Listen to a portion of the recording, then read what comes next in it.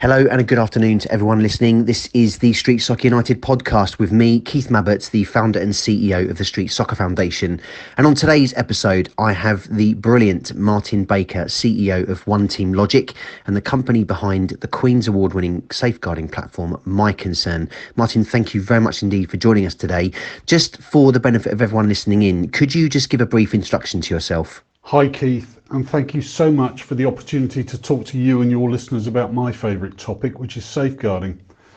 I need to start with a quick confession. I am a former police officer with 38 years experience in 5 UK police forces, but I am slowly getting back to normal. And as you mentioned in your introduction, I'm now the CEO of One Team Logic, which is a safeguarding company with a very clear mission to safeguard people around the world from abuse, harm and neglect.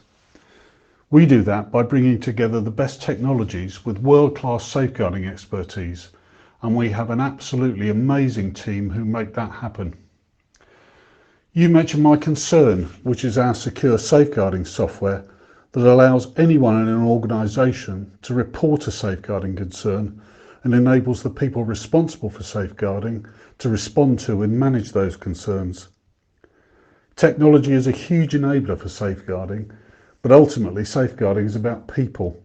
So as well as My Concern, we also provide a range of safeguarding training and other safeguarding services to our customers. We have a very large customer base in schools and colleges in the UK and internationally, but we also work with a wide range of sports organisations and charities, including, I'm proud to say, the Street Soccer Foundation. And it's our privilege to be able to support you in your work. So that's us in a nutshell, Keith.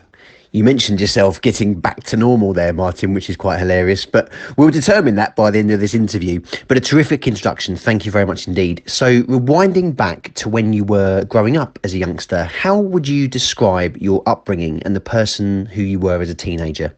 Well, I was born and brought up in a council house in Guildford in Surrey, so hardly the inner city. My dad, Arthur, was originally from Oxford, one of 9 children, always very interested in sport. He used to row for Oxford, the rowing club that is, not the university. Dad joined the Grenadier Guards as a career soldier in 1938. He was evacuated from Dunkirk in 1940 and went on to fight in Italy and in North Africa. He became a sergeant, but was eventually invalided out of the army shortly after the war with burst eardrums caused by gunfire, and eventually returned to butchery, which is what he'd been trained to do before joining the army. My mum, Dorothy, was adopted and was brought up in Guildford by my nan. After school, she trained as a shorthand typist, but when war broke out, she joined the Women's Royal Army Corps, the RACs. She and my dad met on a night out in Guildford when he was based at Aldershot during his military service, and the rest, they say, is history. I had 2 older sisters, Denise and Frances, who sadly are no longer alive. Denise was born in the early years of the war and Frances was born just after the war. I came along as a complete surprise a lot later. Growing up, I clearly remember Denise going off to train as a nurse. But Frances was still living at home in my early years, and she was really great at making her little brother a Saturday morning bacon sandwich and reading him a Just William book.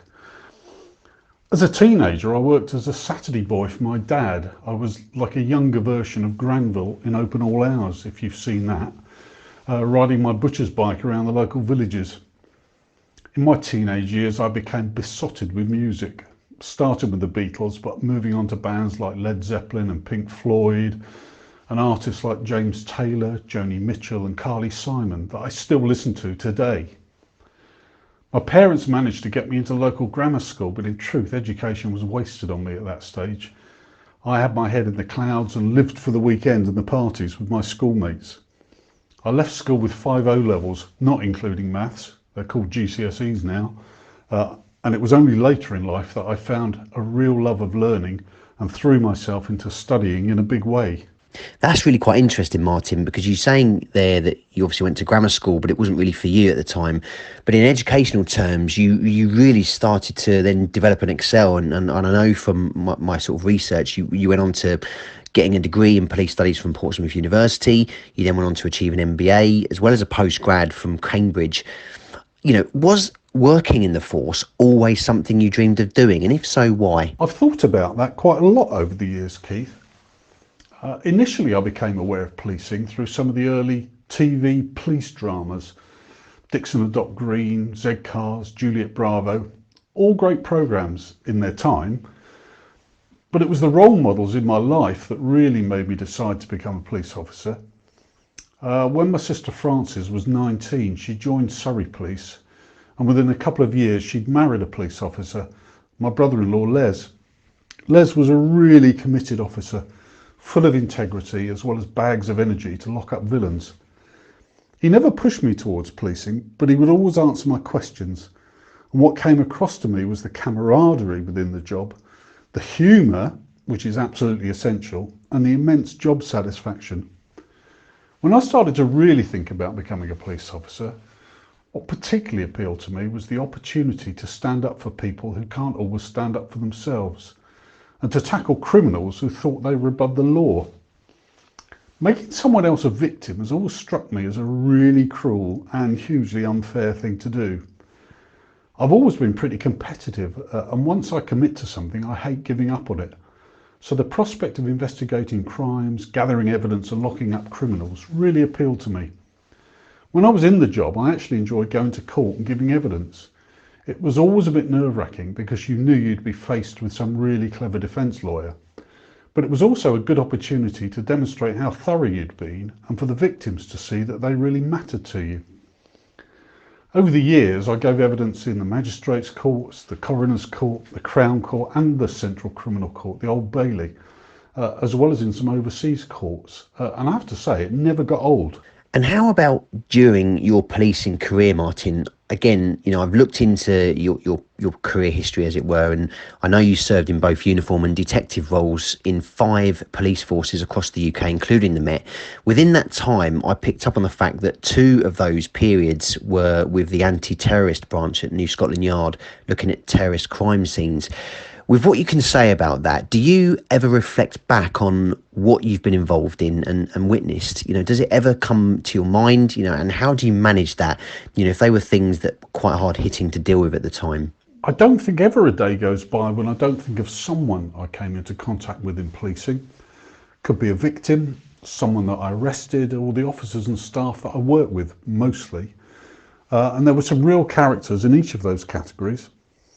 During my career, I did attend lots of post-mortems, witnessed fatal traffic collisions, attended suicides, one where a man killed himself with a shotgun in front of us. I've dealt with terrorist bombings with mass fatalities, and arrested and convicted some very bad people. All of those experiences affected me, but thankfully they didn't seriously damage me. My wife Trudy was a police officer, and she just gets it. She's always been very aware of how I've been affected by the incidents I've dealt with, and has always known when to say something or to say nothing. On one occasion, she contacted my sister Denise, who at the time was an occupational health nurse, and explained that I was very quiet following a particularly harrowing incident. Denise had a great way of being that non-judgmental confidant that you could open up to about almost anything. On that occasion, 2 hours on the phone with Denny was enough to relieve that pressure on me and to get me back to my normal self. On another occasion, I had the great good fortune to have some CBT that really helped me, and I was always very open about that with my officers and staff and encouraged them to seek support if they needed it. I can sometimes be a bit of an overthinker, so I've had to learn not to be the victim of my own thoughts, because they're not always real, however powerful they might be.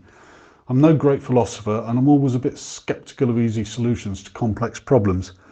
But I do think that understanding how we think and asking ourselves the question, why am I feeling this way, rather than simply reacting to something that's happened to us, is incredibly important. You mentioned there having someone alongside you who just gets it, which is a big help, and you're encouraging people to get support to deal with certain experiences. And also there, the importance of understanding how we think and questioning our emotions. In that given relation, you're very kindly paying reference to the kind of work that we do through the foundation, for the young people that we support, some who have come through and maybe even still at the time of our intervention, who are still experiencing some really tough times and situations. And the common theme throughout our provision is the coaching of a positive and growth mindset. So within that context, throughout all of your policing career, what would you say has been the most significant challenges you've encountered, and how did you overcome them? Probably the biggest challenge in policing is making the right decision. Anyone can make a decision. The difficulty is in making the right decision. We all have our own thoughts, feelings and opinions, and it's almost impossible to do the right thing for everybody. The thing about people is that they all have to be given individual consideration, because ultimately we're all in a minority of one, and that includes people who've been arrested. So making decisions about the best outcomes for victims and for offenders can be very difficult. My custody suites were often full of people who were there only because they'd previously been victims themselves, often when they were young. Maybe they had been receiving help from the health service or another caring agency, but they'd lost contact with that support and had started offending. Many of the people that were arrested had been victims of adverse childhood experiences, ACEs as they're called. But many people are still unaware of the impact of ACEs on the life chances of young people. ACEs can include many types of abuse and neglect, often perpetrated by parents or other adults, and often involving what's called the toxic trio of domestic abuse, mental ill health, and substance misuse, usually of drugs and or alcohol. The research is actually very clear.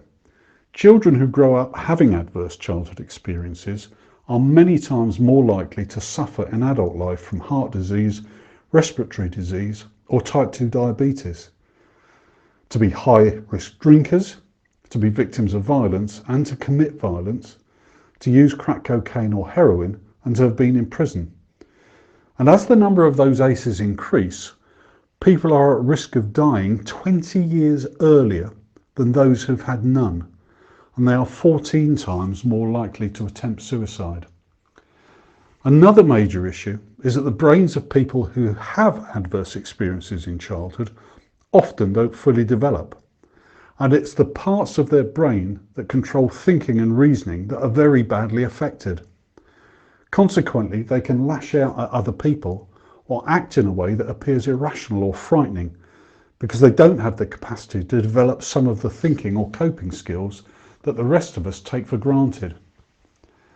And the harmful behaviours that led to these consequences are often passed down through families and generations. Harm done to a child can lead to that child growing into an adult who inflicts harm on their own children and to others they become involved with, usually spouses or partners. So initiatives to break those cycles are absolutely critical, which is why the work of the Street Soccer Foundation is so important. Those are they're unbelievable statistics, aren't they, that you've raised there, and incredibly thought-provoking. And thank you for mentioning, Martin, the foundation again there in that context. It certainly cements the importance of platforms such as yours, such as My Concern, which we as a foundation now use, and we're very proud to do that as well. And I guess the work here is to continually strive, isn't it, to raise the awareness and importance of its practice. Now, I want to come more to you as an individual, Martin, you in particular, and some of the recognition that you've personally achieved. I know your final policing role was 8 years as the Chief Constable of Dorset Police, where you received record acclaim across the board and had the highest public confidence score of any police force in England and Wales at the time. I know also that you received the Queen's Medal for Distinguished Police Service back in, I think, 2006, was it? Would you say these are your biggest achievements, or are there others that you're particularly proud about?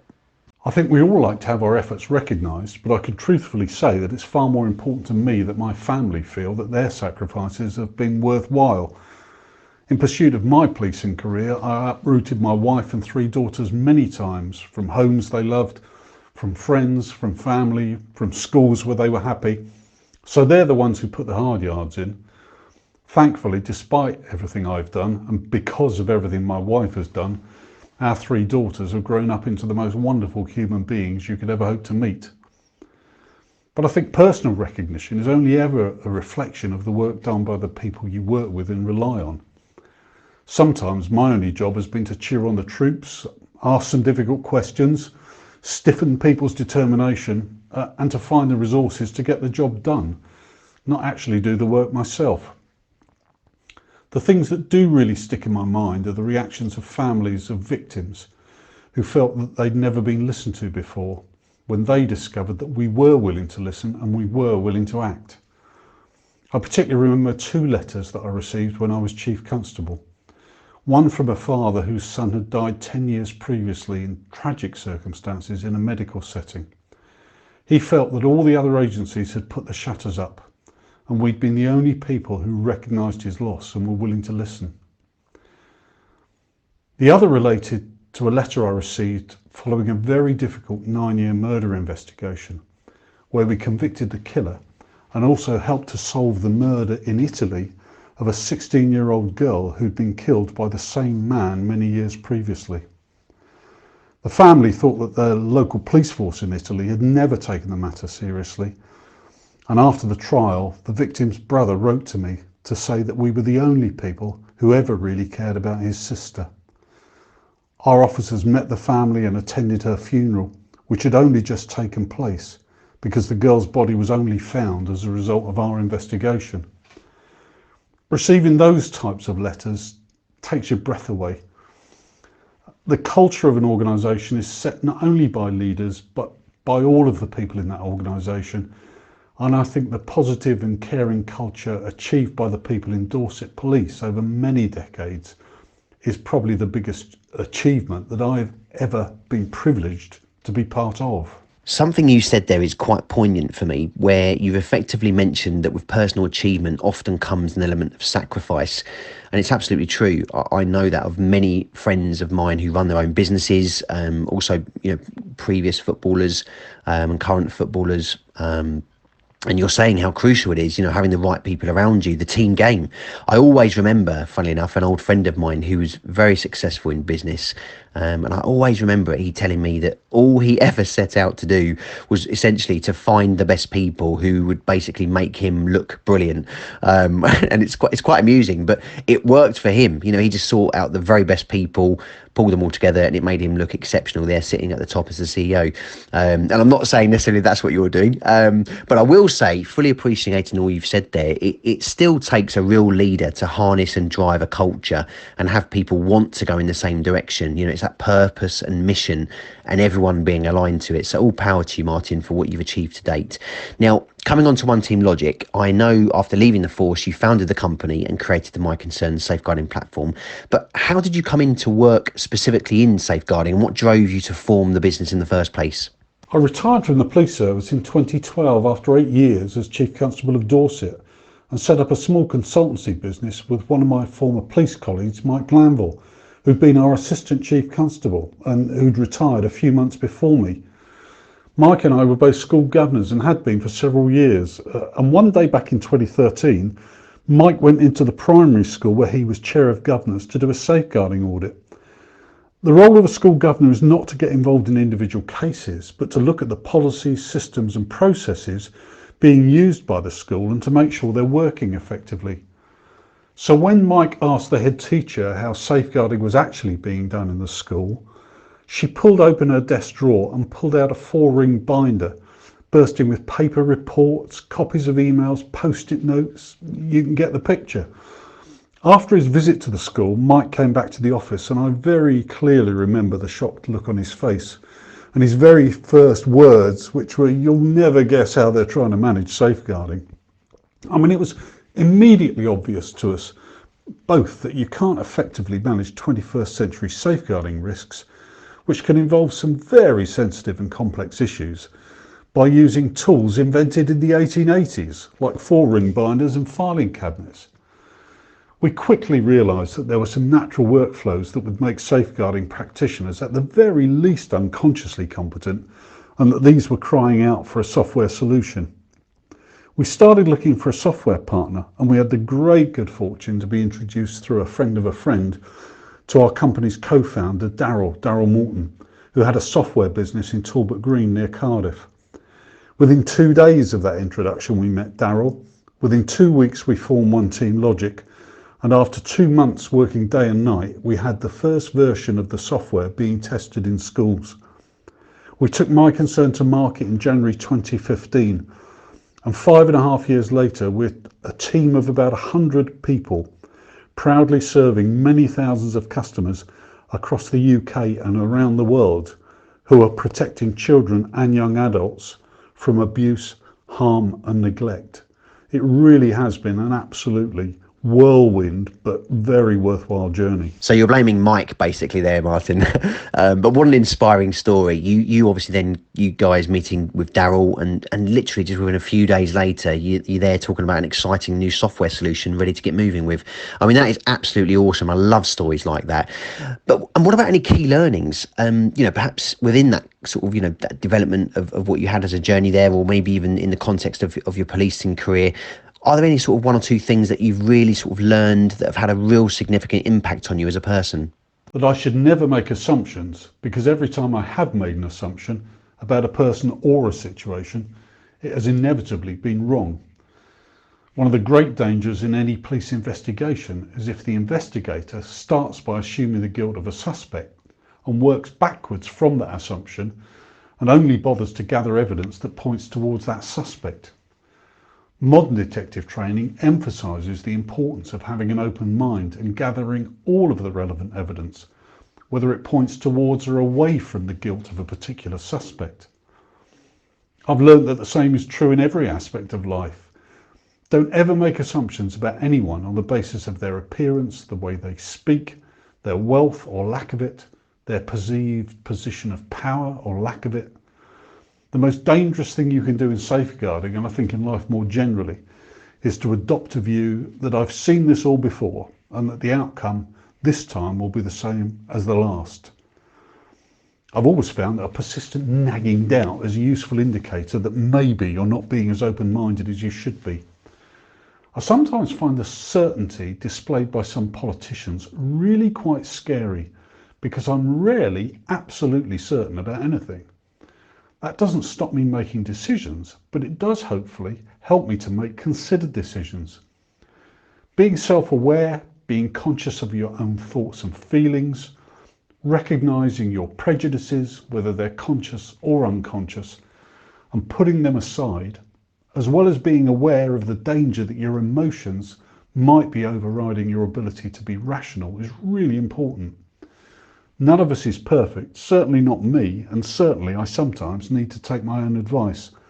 But avoiding assumptions has been and continues to be an important lesson for me. And just to bring it back to safeguarding, what's your vision for the future of safeguarding? Now we're all gradually coming out of this lockdown period, how important a role do you feel it has in our society? Well, hopefully more joined up, because if safeguarding is going to fall down, that's where it usually happens. One of the things we try to do is to make those connections between safeguarding practitioners and between agencies, so that children and young people don't fall between the cracks.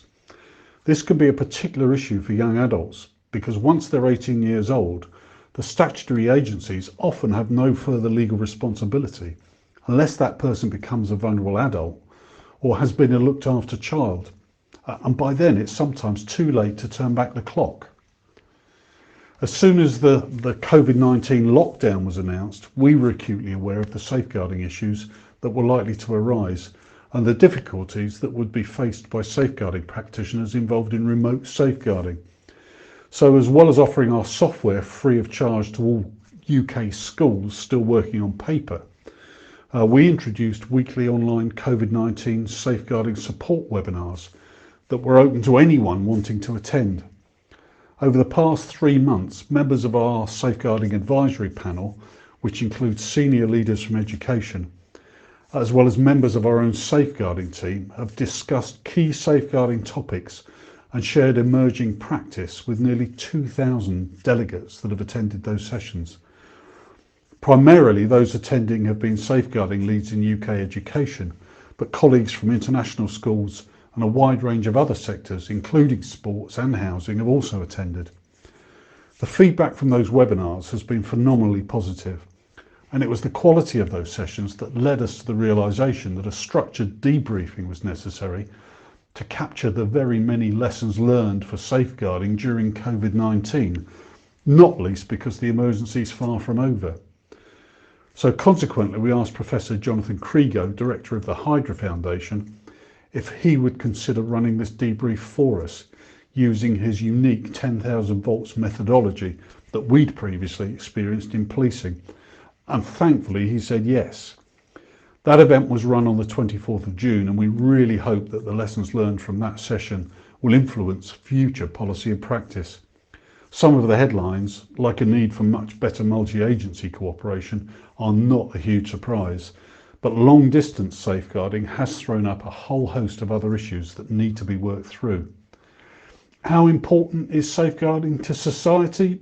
Well, absolutely crucial, and the need is lifelong, because many older people also suffer from abuse, harm and neglect. What we do know is that if all of the people and organisations responsible for safeguarding were to collaborate, share information and work together, the protection and the opportunities that we're able to offer children and young adults will grow exponentially. We must all do everything within our power to support every child and young adult to have an education, to have a home, to have meaningful relationships, to have the means to live a fulfilling life, and most importantly, to have hope. Crucial and lifelong in terms of need, and I entirely agree with you when you say that.